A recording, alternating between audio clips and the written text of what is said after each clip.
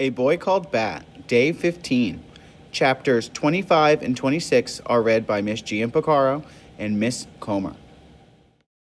Gian Picaro, Chapter 25, House Guests. There were just a few days left before Thor was supposed to leave for the animal rescue.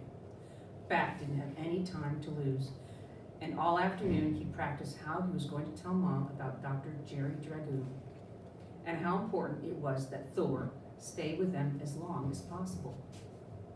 But that night at dinner, he found himself nervously avoiding the topic. What if he couldn't change Mom's mind? Bat couldn't imagine anything worse than that. So instead of telling her about Dr. Jerry Dragoon, Bat said, "Israel wants to come over to our house." "Who's Israel?" asked Janie, dipping her chicken chunk into barbecue sauce. "He's a kid in my class," Bat said. "Bat, honey, that's great," said Mom. "Is he your friend?" Janie asked. Bat considered the question. Was Israel his friend? Israel was nice to him. He was interested in some of the same things that interested Bat. He didn't seem to think that Bat was weird, and he wanted to visit. "I don't know," Bat said. "Maybe he is." "That's kind of a big deal," said Janie. "I've never had a friend over before." "Yes, I have," said Bat. "Ezra comes over all the time." "He's my friend, not yours," said Janie. "He can be your friend and Bat," said Mom. "I thought you said Ezra was annoying," Janie said.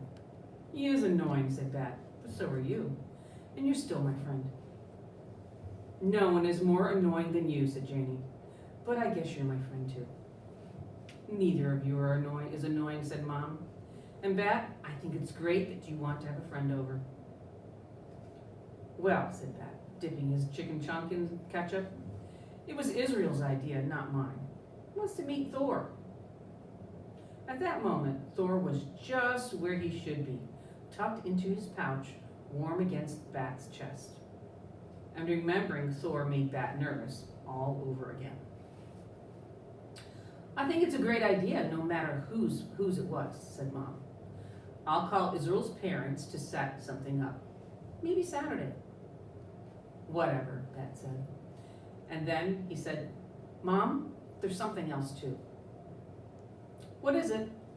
Mom had a chicken chunk in her hand, already dipped in sauce, but she set it down. "I wrote to a world skunk expert," Bat said. The words came out fast and loud because they were important. "I wrote and I asked him about keeping Thor as a pet, because I don't want to send him to the rescue people. I want to raise him here at our house. I love Thor. I think maybe he loves me too, and I'm not ready to give him away." "Oh, Bat," Mom said, "how on earth did you find a world skunk expert?" And then Bat told him about reading in his animal encyclopedia all about Dr. Jerry Dragoon, and about Mr. Grayson helping him with the email, and waiting for a response, and about finally getting an email back, and about how Israel wanted to read it too. "I can be a good skunk caretaker, Mom," he said at last, and then he waited to hear what she would say. But it was Janie who spoke. "Wow, Bat," she said. "That's pretty cool that you found an expert and wrote to him. That takes guts. I think you should let him keep raising the skunk, Mom. He's pretty serious." Bat was so surprised that he felt his mouth drop open. Janie was helping him? "Bat," Mom said, "I've been watching you with the kid. You are so responsible and careful with him. But honey, raising Thor until he's old enough to release is a big commitment. He'd have to stay with us all through the rest of the school year, and through summer as well." That sounded wonderful to Bat. "The longer the better," he said. "You say that now," Mom said, "but what if you get tired of feeding him and cleaning up after him? And what about when he gets bigger and he's awake more of the time?" "Mom," said Bat. And he did his very best to make his voice sound as serious as he felt.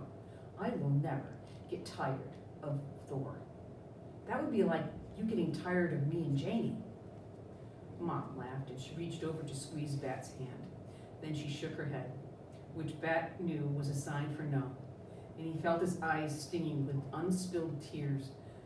But then she said, "Beautiful Bat, you have become an excellent skunk caretaker. You have been dedicated and have even found a way to contact a skunk expert. I have to admit, I'm impressed. I'll tell you what, I'm thinking that maybe we won't call the Animal Rescue Center next week, and we can try having you take care of Thor, with my help, until he's old enough to release. How does that sound?" How did it sound? It sounded not as good as a promise that he could keep Thor forever, but still impossibly good. Bat felt like he was vibrating on the inside, and he was so happy.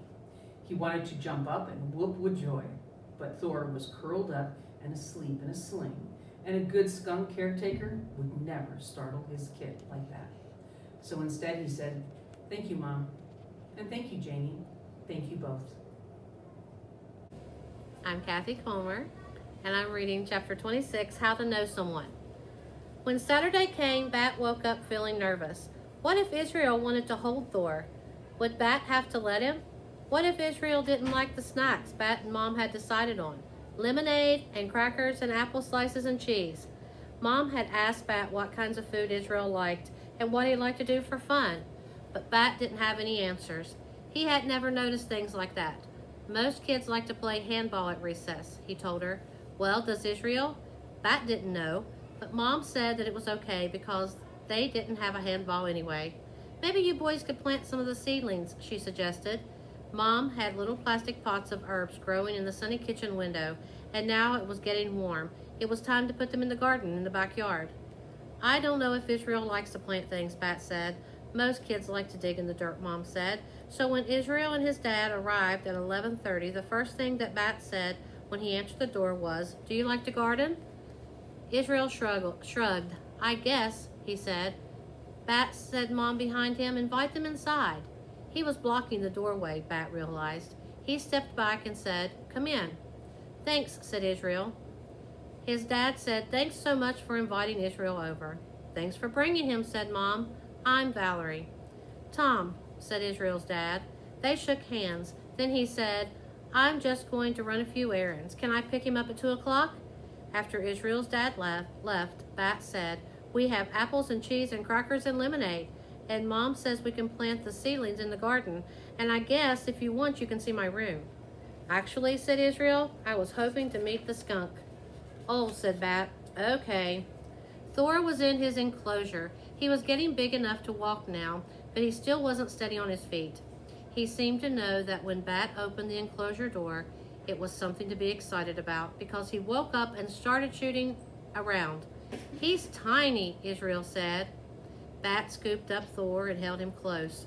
Thor could see now, but not very well. Skunks didn't have very good eyesight. "He's way bigger than he was," Bat said, "and he's got fur. When he was first born, he was almost bald, and he couldn't open his eyes or walk or anything."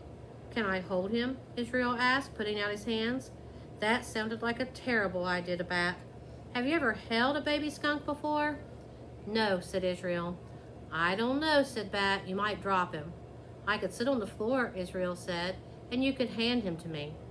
Bat wanted to say no, but Mom said, "Bat, honey, you'd never held a skunk kit either before a few weeks ago, but you've never dropped Thor." "I don't know," Bat said again. "Would you promise to be careful?"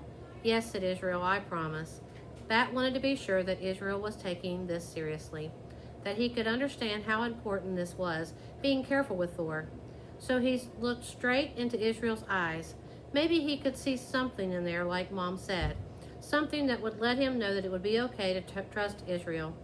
Israel's eyes were light green. They were framed by thick black eyelashes. Their pupils were round and black, just like everybody's pupils. Bat wanted to see something in Israel's eyes, but all he saw were eyes. Then he looked at Israel's hands, the way that they were cupped together to form a safe little nest. He saw how Israel had overlapped his palms so that there was no way Thor could slip between them. Bat didn't know much about eyes, but he knew about hands. Mom's hands, so strong and sure when handling animals. Lawrence's hands, enormous but gentle anyway. Mr. Grayson's hands with long fingers and interesting rings. Dad's hands with nails clipped short and neat. Janie's hands so clever at braiding. Israel's hands told Bat that Thor would be safe, so Bat placed the kit into them. He didn't even make Israel sit on the floor. "Oh, he's so light," Israel said. "He's so cute." "He's perfect," Bat said. "I'm going to learn everything there is to know about caring for skunks. Mom said we can keep Thor until he's old enough to release, but I'm going to become the best skunk caretaker in the world."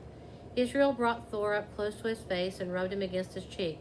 "Do you think maybe you could teach me some stuff too?" he asked. "You want to learn about the care and feeding of skunks?" Bat asked. "Yes," said Israel. Maybe they could plant the seedlings the next time Israel came over. Maybe today they could just talk about skunks and research skunks and watch YouTube videos about skunks. "Okay," said Bat. Israel handed Thor back to Bat, and Bat put on the sling and tucked Thor inside. He felt the skunk scratch and turn and then settled down to sleep. "Well," Bat said, "do you want to see my room?"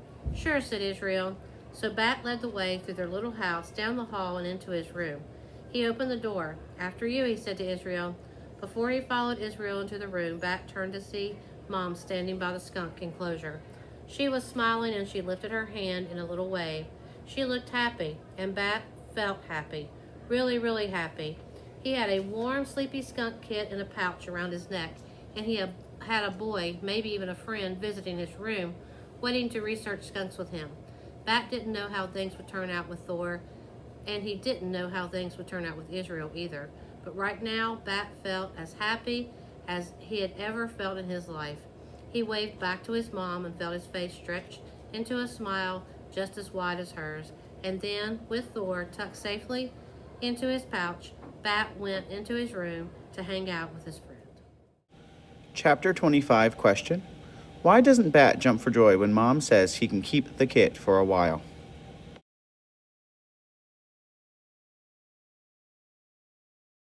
Answer. He doesn't want to startle the kit. Chapter 26 question. What's the first thing Bat says to Israel when he arrives?